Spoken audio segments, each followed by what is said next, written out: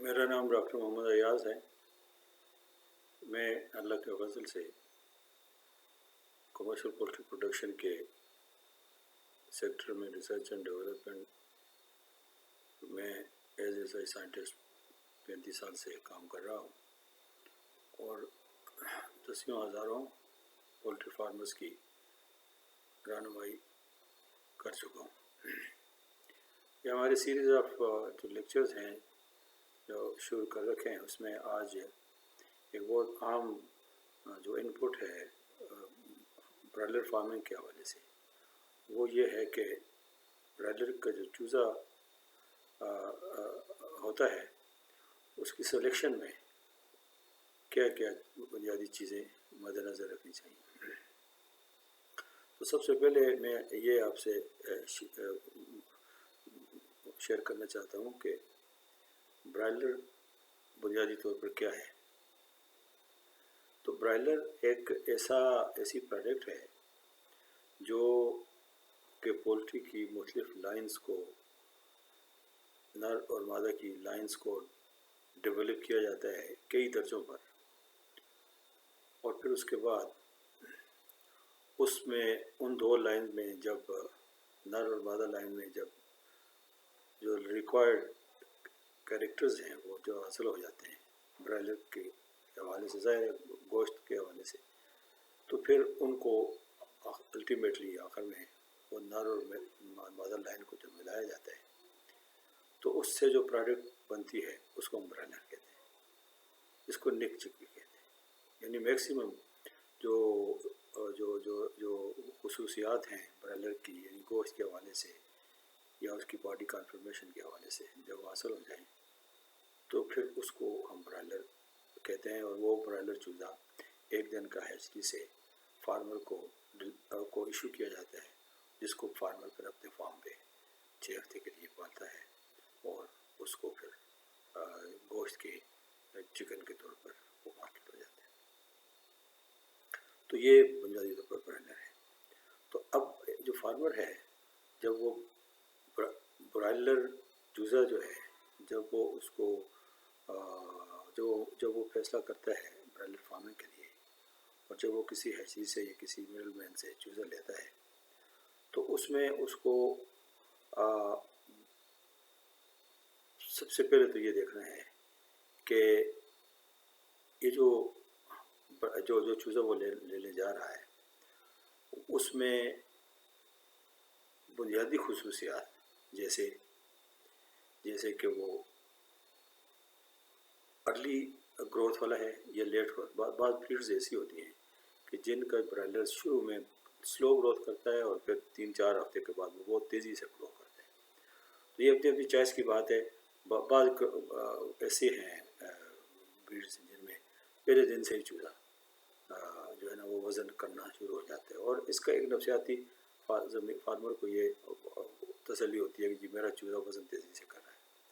लेकिन हमारे जैसे मैनेजमेंट के हालात हैं उसमें जो ब्रीड्स, जो चूज़े शुरू में स्लो बड़े हों और तीसरे हफ्ते के बाद वो तेज़ी से ग्रोथ करें, तो वो ज़्यादा सूट करता है, चूँकि स्ट्रेस उसमें कदरे कम आती है। ये मेरा ज़ाती तजर्बा है कि लेकिन इनका ये मतलब नहीं है चूँकि स्लो ग्रोथ हो या अर्ली ग्रोथ या तेज़ ग्रोथ, जब वक्त पूरा हो जाता है तो वो एक जैसी उनकी जो फाइनल जो वेट है या FCR है वो एक जैसी ऑलमोस्ट होती है।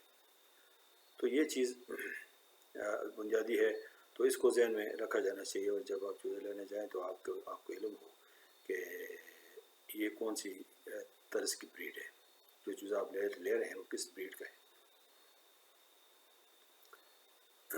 हमारे यहाँ चूँकि जनरली अभी तक जो है वो ब्रॉयलर को एज ए होल लिया जाता है, उसकी सिलेक्शन बॉडी कॉन्फर्मेशन के बाकी दुनिया में मसलन बाज़ लोग ड्रम स्टिक को पसंद करते हैं, बाज़ ब्रेस्ट मीट को पसंद करते हैं, तो उस हिसाब से ब्रीड डेवलप की जाती है। ब्रॉयलर की ऐसी ब्रीड्स होती हैं, बाज़ ब्रीड्स जिनमें अगर फ़र्ज़ करें आपके मार्केट में चेस्ट जो है, ब्रेस्ट, उसकी ज़्यादा डिमांड है तो वो उस तरह की ब्रीड आप पालते हैं। अगर ये लेग की ड्रम स्टिक की ज़्यादा है तो उसकी वो करते हैं फिलेट्स کہ بعض اسپیشلائز جو ہے جیسے ڈیولپڈ فیلڈس ہیں تو بعض علاقوں میں ملکوں میں اس طرح کی، لیکن ہمارے ہاں یہ چیز نہیں ہے. ہم ایز اے ہول برائلر لیتے ہیں کہ آخرکار جو اس کا جتنا زیادہ وزن پوری باڈی کا ہو جائے، تو ہمارے ہاں جنرلی وہی کرائٹیریا رکھا جاتا ہے.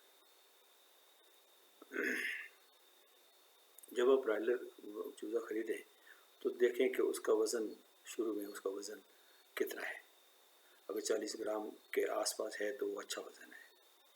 چوزہ الرٹ ہے، چوزہ ایک ہی ہیچ کا ہے. بعض دفعہ اس طرح بھی ہوتا ہے کہ 2 ہیچ کے چوزے ملا کے دے دیے جاتے ہیں ہیچری سے. یہ بڑا پریشانی والی بات ہوتی ہے آگے جا کے فارمر کے لیے. تو یہ انشور کریں کہ آپ کو جو چوزہ مل رہا ہے وہ ایک ہی ہیچ کا ہے. دوسری بات یہ ہے کہ ہمارے ہاں یہ رواج نہیں ہے، لیکن اگر سیکسنگ والا مل جائے، میل اور فیمیل علیحدہ، بے شک وہ ایک پورا ہیچ ہو، لیکن اگر وہ میل علیحدہ فیمیل علیحدہ آپ کو مل جائیں تو اس سے آگے مینجمنٹ میں بڑا فائدہ ہوتا ہے. چونکہ میل کی گروتھ اور فیمیل چوزہ جو ہے اس کی گروتھ میں اور اس کی بیہیویئر میں فرق آتا ہے. جب میل ڈومیننٹ ہوتا ہے وہ زیادہ فیڈ کھا جاتا ہے، فیمیل کم فیڈ کھاتی ہے، وہ میل اس کو فیڈ کھانے نہیں دیتے.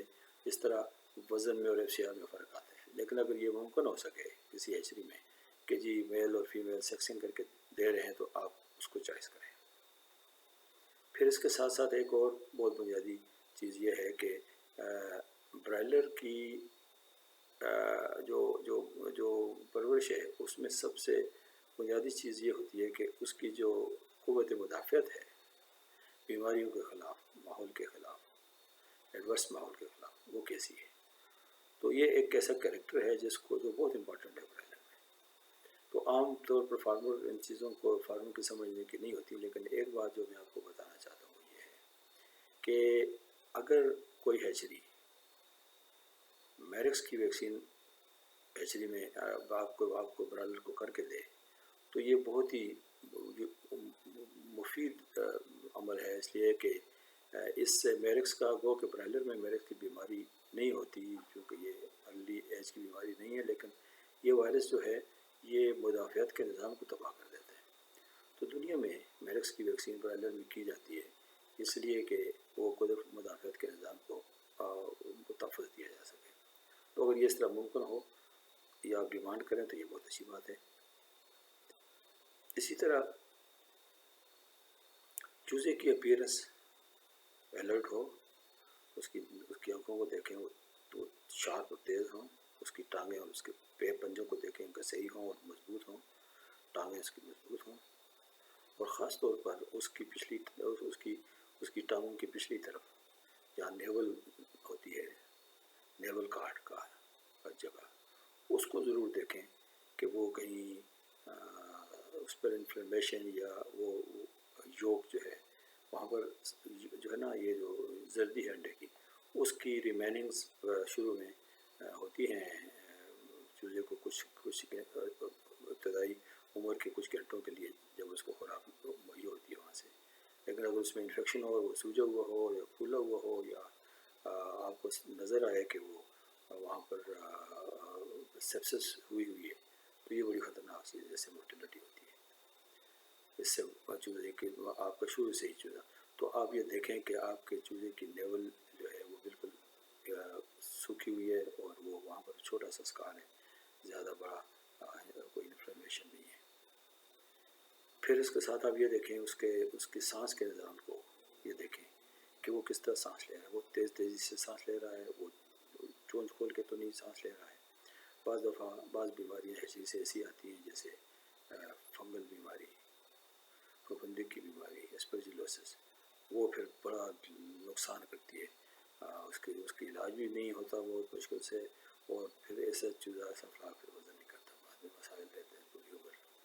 اس لیے اس کا بہت احتیاط کی جائے، یہ ضرور چیک کیا جائے. تو اس کے علاوہ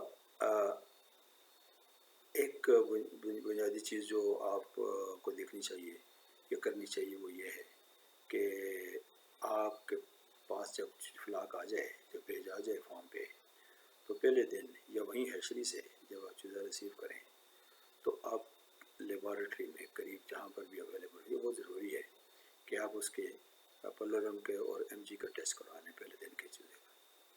یہ آپ کو بہت ہیلپ کرے گا یہ بتانے میں کہ کیا آپ کے چوزے میں کہیں بریڈر سے پیرنٹ سے بیماری تو نہیں آ رہی نیچے، خاص طور پر سالمونیلا کی بیماری جس کو پلورم سالمونیلا کہتے ہیں. یہ بڑی اس سے بہت موٹیلٹی ہوتی ہے شروع میں پہلے 1-2 ہفتوں میں، اور فلاک دوا ہو جاتا ہے بعد میں، وہ وزن نہیں کرتا. اس لیے یہ اور ایم جی کا بھی ضرور چیک کرنا چاہیے، اس لیے کہ یہ ریسپریٹری اگر یہ آرگنزم آ جائے تو سانس کی بیماریوں کا مسائل پر رہتے ہیں. تو یہ بنیادی چیزوں کو اگر آپ ذہن میں رکھیں چوزے کی سلیکشن میں، برائلر چوزے کی ایک دن کی سلیکشن میں، تو یہ آپ کو پھر آگے اس میں آپ یہ مت دیکھیں کہ سستا مل جائے یا مہنگا مل جائے، قیمت کو نہ دیکھیں بلکہ ان کوالٹیز کو دیکھیں. اور اگر آپ یہ کریں گے تو آپ کو ریٹرن میں کہیں بہتر